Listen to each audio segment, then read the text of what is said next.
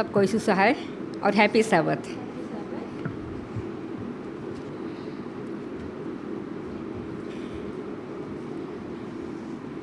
आज मैं आप सबों के सामने जो फीचर टॉक लाई हूँ और उसका शीर्षक है नूह का जहाज। नूह का जहाज। और हम सब नूह का कहानी अच्छी तरह से जानते हैं और हम जानते हैं कि किस तरह से नूह के समय में इस धरती पर बहुत बुराइयां बढ़ गई थी। और बुराइयां बढ़ जाने के कारण परमेश्वर क्या सोचता है कि मैं इस दुनिया को नाश कर दूंगा और फ्लड यानी पानी से, बारिश से नाश करूंगा। और फिर देखते हैं कि परमेश्वर क्या करता है, इस दुनिया में बारिश भेजता है, फ्लड होता है और जितने भी मनुष्य, जितने भी पेड़ पौधे, जितने भी जानवर, पक्षियाँ सब क्या हो जाते हैं, इस धरती में पानी में डूब करके मर जाते हैं। लेकिन परमेश्वर की अनुग्रह नूह पर थी और परमेश्वर ने नूह को एक बहुत बड़ा जहाज बनाने के लिए कहता है और नूह उस जहाज को बनाता है। और परमेश्वर नूह को और उसके पूरे परिवार को और कुछ जानवरों को, कुछ चिड़ियों को हम देखते हैं वो इस फ्लड के समय वो बचाता है। तो जितने भी शुद्ध जानवर थे, शुद्ध पक्षियाँ थी, उनको साथ साथ जोड़े और जो अशुद्ध जानवर और अशुद्ध पक्षियाँ थे उनको दो दो जोड़े जहाज में परमेश्वर ले आता है। और इस तरह से इन सभी लोगों को परमेश्वर क्या करता है, उस फ्लड से बचाता है। और नूह का कहानी के द्वारा हमें कुछ पाठ यानी लेसन्स हमें सीखने को मिलता है। तो यहाँ पर कुछ पॉइंट्स हैं, मैं आप सबके सामने शेयर करना चाहती हूँ। नंबर 1 है, जहाज में चढ़ने का सुअवसर नहीं खो देना है। जहाज में चढ़ने का सुअवसर हमें खोना नहीं है। जब हम जानते हैं कि नूह जब जहाज को बनाता है और जब बनाना शुरू किया तब से लेकर के वो क्या किया, जितने भी लोग वहाँ पर नूह जो जहाज बना रहा था, बहुत सारे लोग वहाँ पर आ करके देखने लगे कि नूह क्या कर रहा है। और नूह प्रचार कर रहा है कि सबको क्या करो, मन फिराओ, क्योंकि परमेश्वर इस दुनिया को पानी से, बारिश से, बाढ़ से नाश करने वाला है। और जब वो प्रचार कर रहा है तो लोग क्या करते हैं, उसके सुसमाचार को, उसके वचनों को ध्यान नहीं देते हैं और वो क्या करते हैं, नूह का मजाक उड़ाते हैं।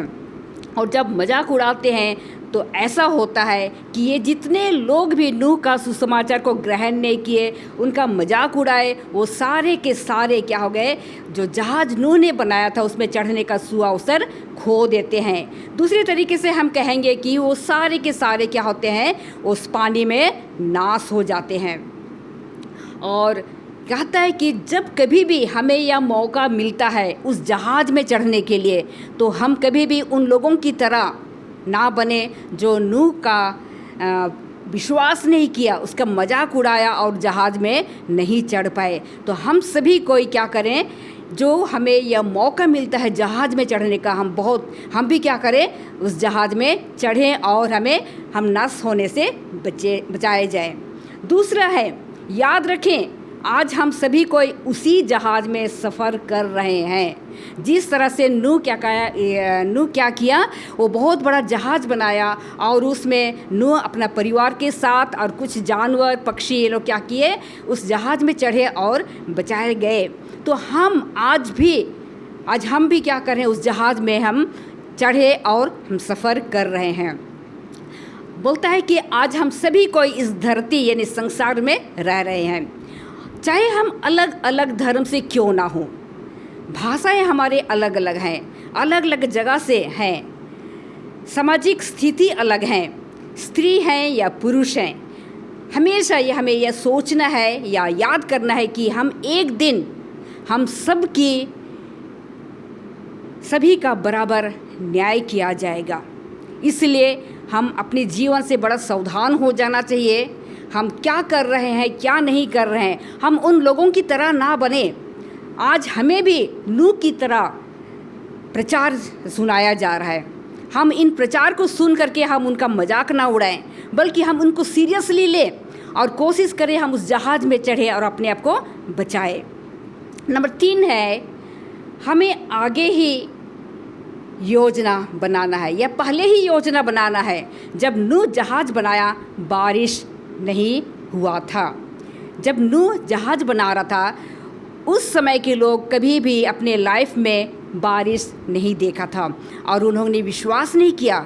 और आज हमें यह सुनाया जा रहा है कि आखिरी समय में इस पूरी धरती को परमेश्वर आग और गंधक के साथ क्या करेगा? नाश करेगा।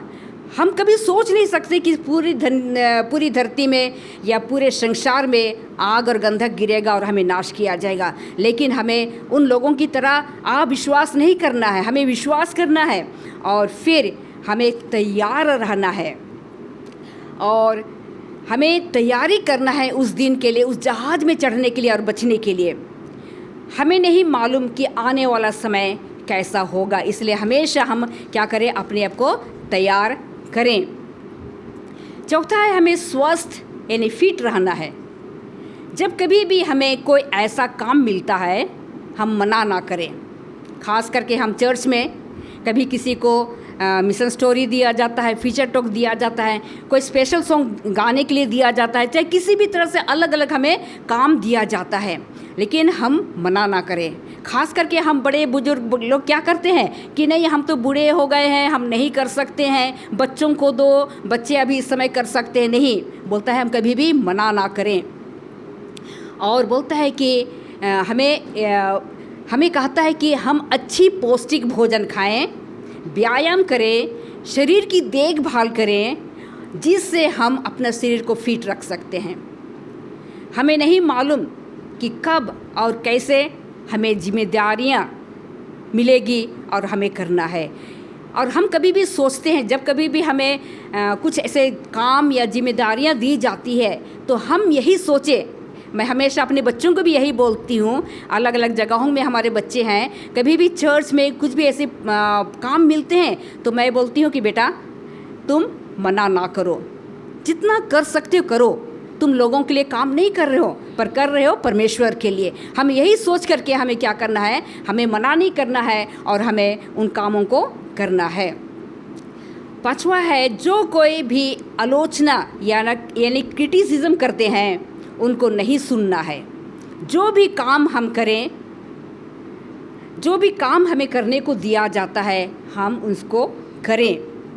कभी कभी क्या होता है, हम कुछ ऐसी चर्च में हम पार्टिसिपेट करते हैं, कुछ ऐसे चीज़ों को हम करते हैं तो मोस्टली लोगों का क्या करते हैं? क्रिटिसिज्म करते हैं, आलोचना करते हैं, तरह तरह की बातें बनाते हैं, लेकिन हम उनका ध्यान नहीं देना है। जैसे मेरी छोटी बेटी क्या बोलती है, होशूर में है वो, कभी कभी जैसा कि उसको प्रायः उसको सॉन्ग सर्विस लेने के लिए मिलता है, स्पेशल सॉन्ग गाने के लिए मिलता है, कभी मिशन स्टोरी बोलने के लिए मिलता है, तो प्रायः वो स्टेज में जाती है, सामने जाती है। वो कभी कभी बोलती है कि पता नहीं लोग बातें करते हैं कि हमेशा ये प्रायः सामने जाती रहती है। मैं बोली लोगों का परवाह मत करो, आप कर रहे हो, परमेश्वर के लिए काम कर रहे हो। तो लोगों का आदत है वो क्रिटिसिज्म करने का, बातें बनाने का, तो उनको हमें ध्यान नहीं देना है, उन्हें अनसुना करना है।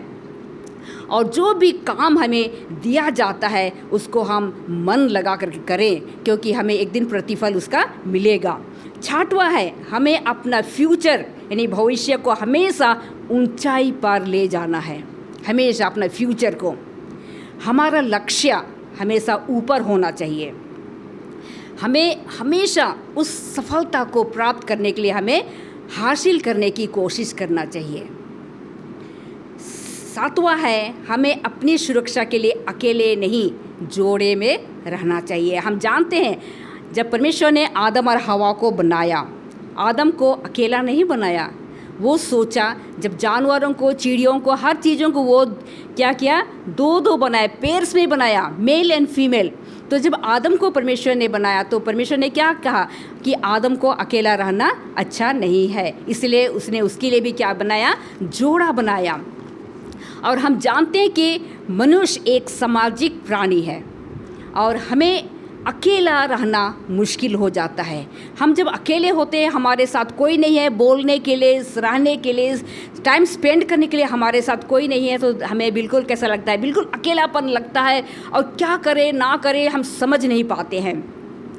तो इसलिए बोलता है कि हमें पार्टनर या जोड़ा हमारे लिए होना बहुत ज़रूरी है।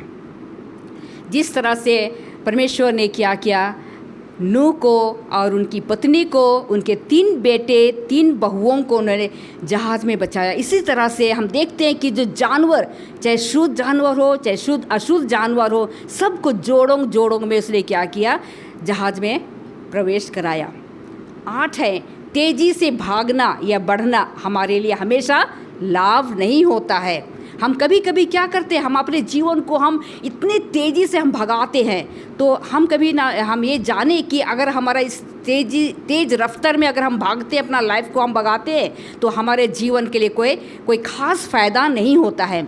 जैसे हम चीता को देखते हैं, चीता बहुत स्पीड में भागता है और कहाँ जा रहा है उसको नहीं मालूम, आगे खतरा है क्या है उसको कोई परवाह नहीं है। लेकिन हम उसी तरह से हम स्नेल को देखते हैं, घोंगी को देखते हैं, वो घोंगी छोटा सा है और उसका स्पीड हम सबको अच्छी तरह से जानते हैं, बहुत धीरे धीरे चलता है।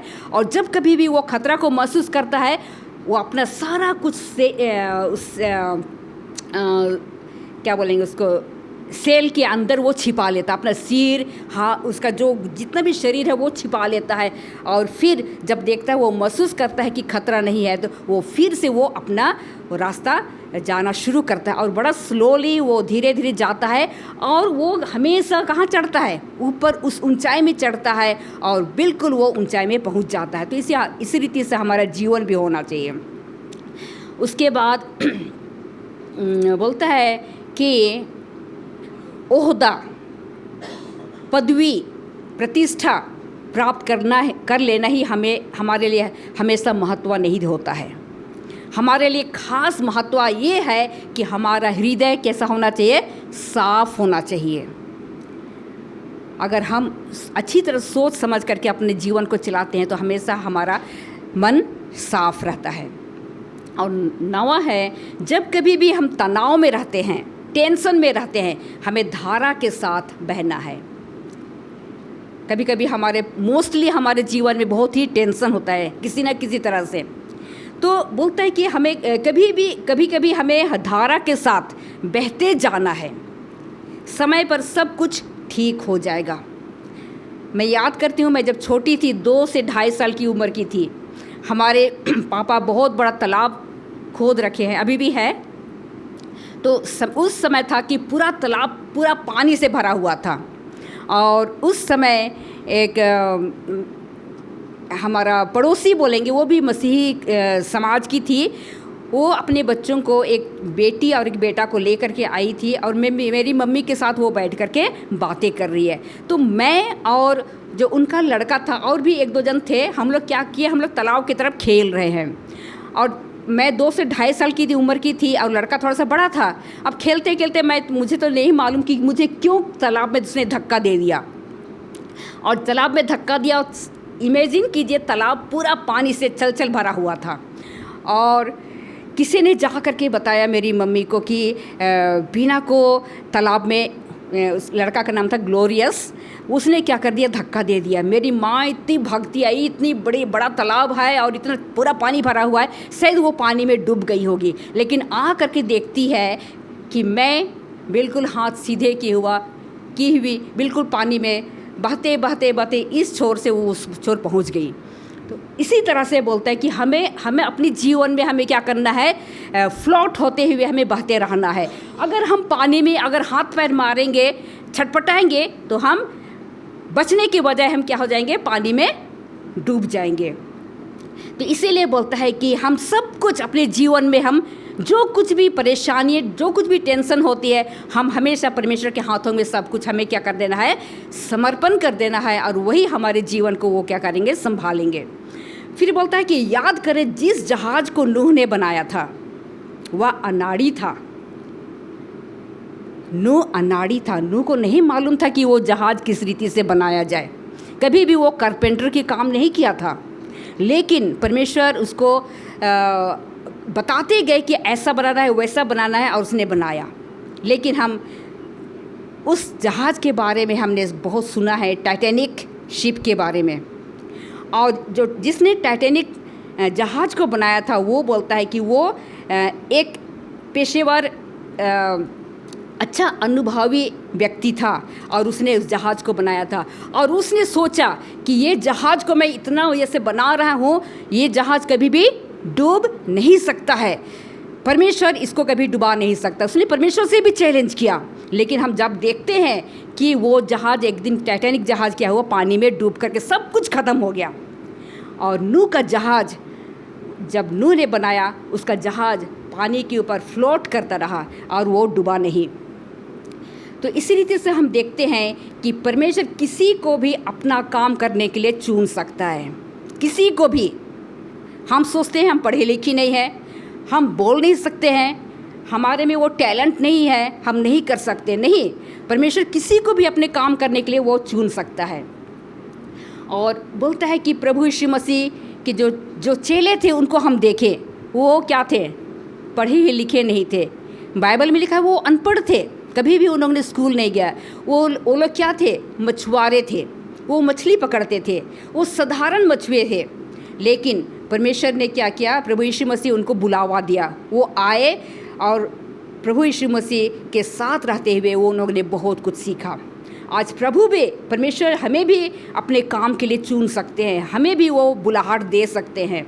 जो भी कि हम सोचते हैं कि हम इस लायक नहीं हैं, लेकिन कभी नहीं। परमेश्वर जिस किसी को भी बुलाते हैं और जिस किसी के द्वारा भी अपना काम कराना चाहते हैं, वो हमसे कराना चाहते हैं। हम कभी, बस ये है कि हम कभी मना ना करें।